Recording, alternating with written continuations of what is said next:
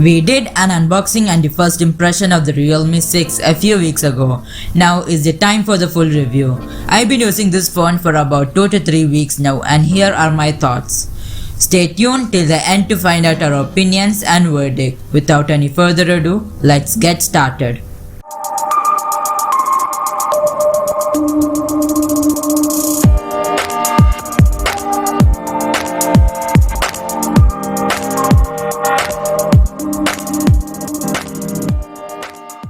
Realme makes some amazing looking smartphones no matter what price range it is in. The Realme 6 is no exception. The comet inspired design goes really well with the phone.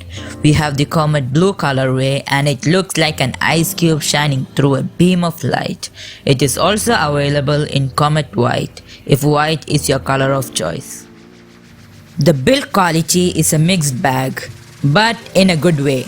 The plastic frame and back might be a letdown, but surprisingly it is sturdy and rugged. Also, most users prefer to put on a case on the smartphones they own, so the plastic back might be a less of a concern. Overall, the design and build quality is acceptable given the price. The Realme 6 has a 6.5-inch IPS LCD display at Full HD Plus resolution with a punch hole to the left. The display is protected by Corning Gorilla Glass 3. The screen-to-body ratio of the Realme 6 is quite surprising at 90.5%. We have thin top and side bezels with a sizable chin. Despite being an LCD panel, we get some very good black levels. The color accuracy was great and the panel produced vibrant colors. The viewing angles were also surprisingly great. The sunlight legibility was fine as we could use the display even under direct sunlight. The highlight feature of the Realme 6's display is definitely the 90Hz refresh rate. Using it with the 90Hz on was a joy to use, as most interactions like swiping and scrolling were really smooth. One minor issue I had with the panel was the screen bleeding around the edges and near the punch hole. Fortunately, it is only visible under closer inspection. Not a deal breaker, but I just want to point it out. On the RAM and storage front, we have the 4, 6 or 8 gigs of LPDDR4X RAM paired with 64 or 128GB of UFS 2.1 storage.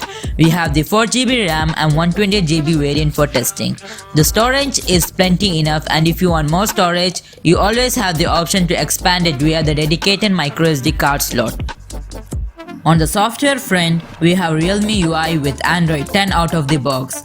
Realme has done a great job with the software. The new UI looks more like a mix of stock Android and One UI, which is a great thing. The software is well optimized for Realme 6 and there is a good amount of customization option. We also have some neat little features which are actually useful, like the 3-finger screenshot gesture and the sidebar, which is like Samsung's Edge panel. Overall, the software is excellent and many will easily get used to it. On the performance side, we have the MediaTek Helio G90T processor. The chipset has 2 Cortex A76 cores clocked at 2.5 GHz and 6 A55 cores clocked at 2 GHz. We ran Geekbench 5 and the phone scored a decent 495 on single core and 1624 on multi-core. Not a bad results at all. Since the G90T was made as a chipset for gamers, we also tested out some games on the Realme 6. We downloaded and tested games like Call of Duty, Frag, Asphalt 8, Asphalt 9 and many more. The gaming performance was great given the price range of the Realme 6. After around 40 minutes of gameplay, however, the phone was warm to the touch. Using it for day-to-day tasks was absolutely fine. The 90Hz refresh rate makes the device even snappier. The app loading times were fast enough most of the times. The RAM management was also quite good since it didn't have to terminate background apps quite often.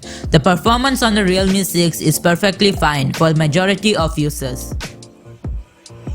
The mono speaker on the bottom was good, not exceptional. Stereo speakers would have been nice to see, but given the price point, it is fine enough speaker. Nothing exceptional. Here's a speaker sample to see how it does.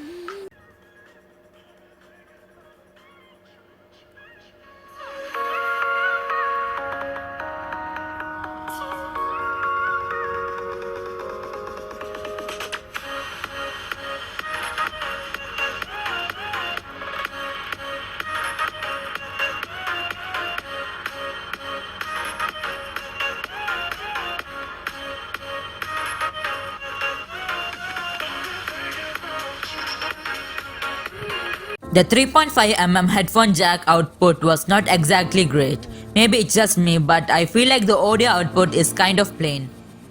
The Wi-Fi speeds were also fine enough. I got an average of 17 to 22 MB per second download speeds, which is decent. However, during gaming, there were some signal drops, not a major issue though.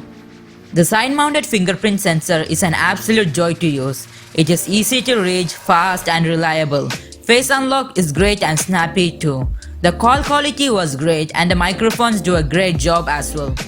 The Realme 6 packs in a quad camera setup. The pack is led by a 64MP Samsung JW1 sensor followed by an 8MP ultra-wide. Rounding off the setup are the 2MP macro and a depth sensor.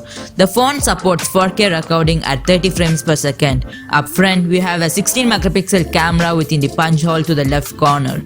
Now let's see some photos and videos that I have taken with the device. The main camera produces very good photos with decent dynamic range. The details are great with almost true to life colors. If however you want photos that are punchier and vibrant, there is the Chroma Boost mode which produces bright and saturated image. It helps at times and other times it doesn't produce an ideal result.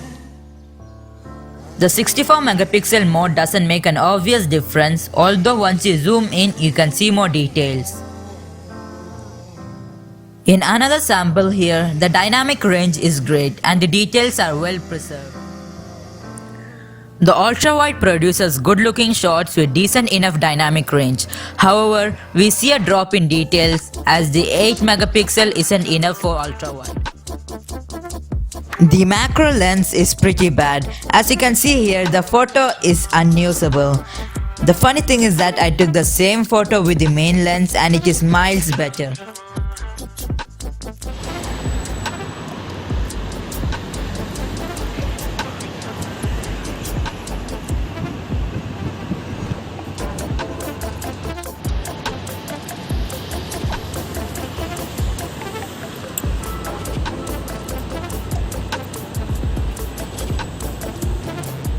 .4K at 30 frames per second.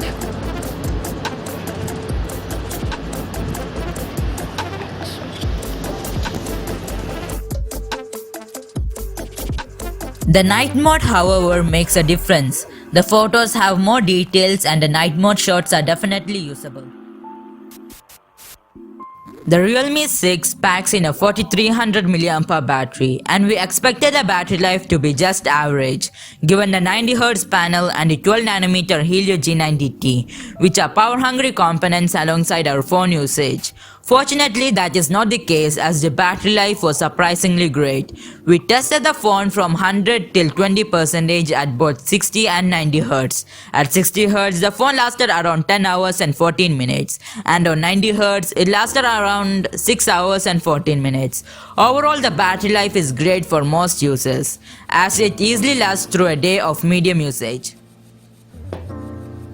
The charging speeds were great too. The 30-watt charger which is included in the box takes around an hour to go from 0 to 100, which is really handy if you want quick top-ups in case you forget to top it up during night.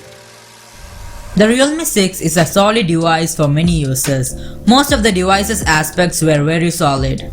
From the display's resolution to the high refresh rate to the quality of the panel. From the RAM and storage to the software and performance and from the camera to battery life, all were very good. As a budget phone however, it did have to cut some corners. But the areas where it cut corners were not a huge deal breaker. For the current retail price of around 659 AED, the phone is a great deal and it is expected to see another price drop as the Realme 7 series are going to come soon. Of course, there are a few alternatives as well. The Redmi Note 9 Pro has a premium design and build quality, the Snapdragon 720G and a bigger 5020mAh battery, but with a slower charging. Then there is the Galaxy M21 from Samsung. Again, great battery life and excellent AMOLED display but not so good performance. That's it for this video. If you found this video really helpful and useful, then be sure to hit that subscribe button with the bell icon so you won't miss our upcoming videos. Until next time, peace out.